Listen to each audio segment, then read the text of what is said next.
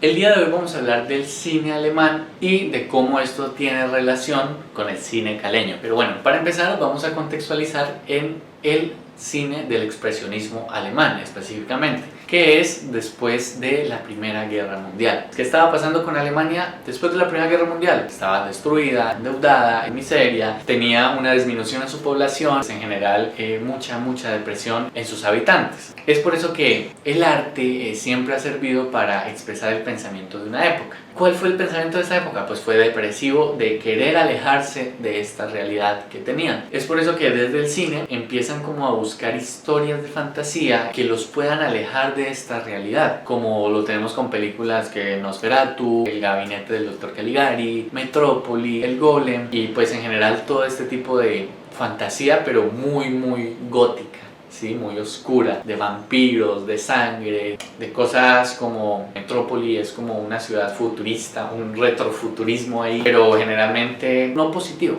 más bien depresivo. Pero pues esto como una manera de alejarlos de esta realidad tan dura que estaban viviendo en esta época. Esto también se ve reflejado en cómo se graban las películas. Primero pues era cine mudo en su mayoría y en blanco y negro. Pero entonces, ¿qué pasaba con estas películas? No podían grabarse afuera, en las ciudades, porque las ciudades estaban destruidas, bombardeadas, en extrema pobreza. Entonces les tocó encerrarse en estudios y empezar a dibujar sus ciudades, a jugar con luces y sombras, pero pintadas. En vez de poner luces, que sí, deberían tener alguna luz, pero en vez de jugar con las luces y sus colocaciones, las pintaban. Algo así como el cuadro que tengo ahí, que es como una imagen de una película, que pues ahorita pondré por aquí alguna imagen de él.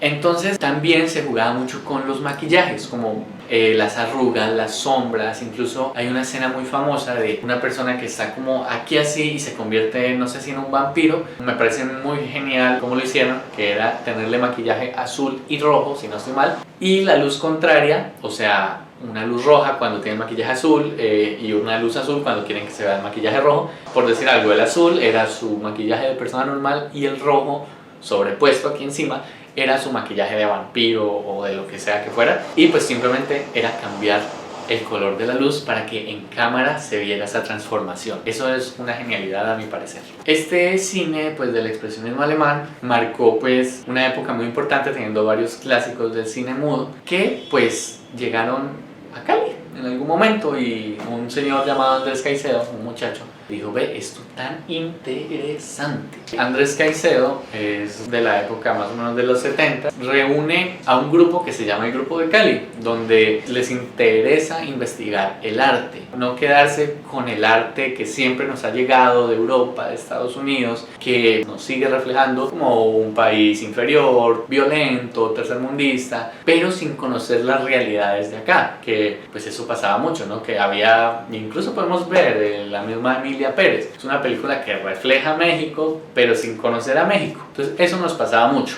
Y pues Andrés Caicedo fue de los primeros, al menos en Cali, no sé si en Colombia, que se empezó a pensar el arte colombiano desde Colombia, con personas como Carlos Mayolo y Luis Ospina, sobre todo en este ámbito del cine, pero pues fue un grupo muy amplio de todas las artes que empezó a revolucionar el pensar de las artes en Cali, con el teatro, por ejemplo, con Enrique Buenaventura, que fue una persona fundamental para el teatro en Colombia, que creó el nuevo teatro colombiano, que era un teatro político, un teatro con mensaje, y desarrolló el método de creación colectiva que hoy es conocido en todo el mundo y aclamado, y bueno, ese man fue importantísimo, hizo parte como de estas tertulias. Y hablando de tertulia, Maritza Uribe de Urdinola fundó la tertulia. Entonces como que en ese momento las artes desde todos los ámbitos empezaron. Desde la fotografía estaba Fernel Franco, que fue muy importante y le tomó fotos tanto a Enrique Buenaventura como a Andrés Caicedo, a Carlos Mayolo. Bueno, era un grupo donde el arte se encontraba y se pensaba diferente. Hernando Tejada, por ejemplo, él pues también hizo algunas películas, pero pues él se especializó más en la escultura, como Las Gatas del Río o la serie de mujeres que él hizo. Pero bueno, en este caso con Andrés Caicedo y sobre todo Luis Ospina y Mayolo, esto está en una revista que ellos sacaron que se llamaba Caligari, solo salió una edición. Carlos Mayolo decía: ¿por qué queremos hacer nuestra carrera afuera y volver a nuestro país a retirarnos? Entonces ellos empiezan a pensarse eso, ¿no? Entonces a decir, bueno, por ejemplo, En Brasil hay una pintora muy importante que se llama Tarsila do Amaral, que hizo lo mismo pero casi 50 años antes. Dijo, ¿por qué tenemos que pintar como los franceses? ¿Y por qué no pintamos como los brasileños? Que desarrolló un movimiento que llamó el movimiento antropofágico, que la antropofagia es, en otras palabras, canibalismo. Entonces ella decía, ¿por qué antropofágico? Pues porque comíamos de los otros, pero también de los nuestros, para crear un nuevo arte. Fueron las pinturas más importantes que tiene Brasil hoy en día, y que la pintura más importante de Tarsila está en Buenos Aires, porque pues en su momento como que no se valoró, y ahorita ¿cuánto daría Brasil por traer esa pintura a sus museos? Pero bueno, entonces eso es lo que empiezan a hacer Andrés Caicedo y su grupo, decir, bueno, a nosotros nos gustan las historias de terror, o sea, a ver, Cali es una ciudad muy rumbera, sí, pero también ellos decían, queremos que sea una ciudad intelectual, porque Cali tiene esa gracia. Cali puede ser una ciudad de pensadores, pero al mismo tiempo esos pensadores rumbean muy bacano y bailan súper bien. Pero entonces ellos decían, bueno, ¿cómo hacemos para reflejar eso? En Cali en ese momento, en los 70s, estaba pasando pues el boom de la salsa, pero también el rock. El rock menos conocido, ¿no? Porque el rock, por lo menos en Argentina, que es como donde más pegó, fue una forma de protesta. Entonces decimos, pero ¿por qué el rock en Colombia no pegó? Pues porque nuestra forma de protestar fue con la salsa, fue rumbeando, fue, como decía el mismo Andrés Caicedo, me voy de rumba y el mundo se derrumba, algo así. La salsa cumplió el papel que el rock cumplió en Argentina contra las dictaduras, por ejemplo. Pero pues de todas maneras se escuchaba, y la mezcla del rock con la salsa es muy poderosa, que se ve en el libro Que viva la música, del mismo Andrés Caicedo. Entonces él decía, ¿cómo hacemos para que este arte que hay en Cali, esta salsa, esta alegría, pero también esta tragedia, la complementamos en algo que sea colombiano?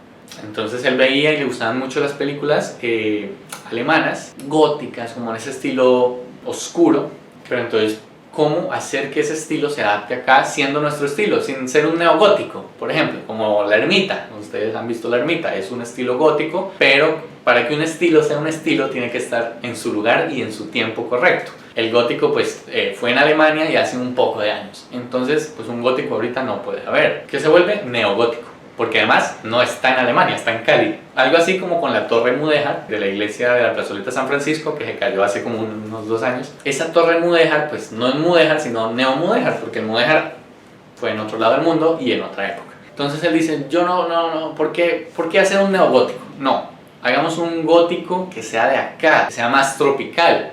Entonces ahí sale la idea del gótico tropical, algo oscuro, pero en la alegría de estas tierras, sí, más que alegría, pues en el estilo, en la idiosincrasia de estas tierras. Él empieza a desarrollar como ese tipo de creación con Luis Ospina también y Carlos Mayolo, y pues Andrés Caicedo como tal no hace cine, no hace mucho cine. Él hace guiones, los intenta vender en Hollywood, pero pues como que no, él le pegó más como con la literatura, pero este estilo se siguió desarrollando, y Carlos Mayolo y Luis Ospina sí lo pudieron llevar más en práctica hacia el cine, que hay una película que lo representa súper bien, que se llama Pura Sangre.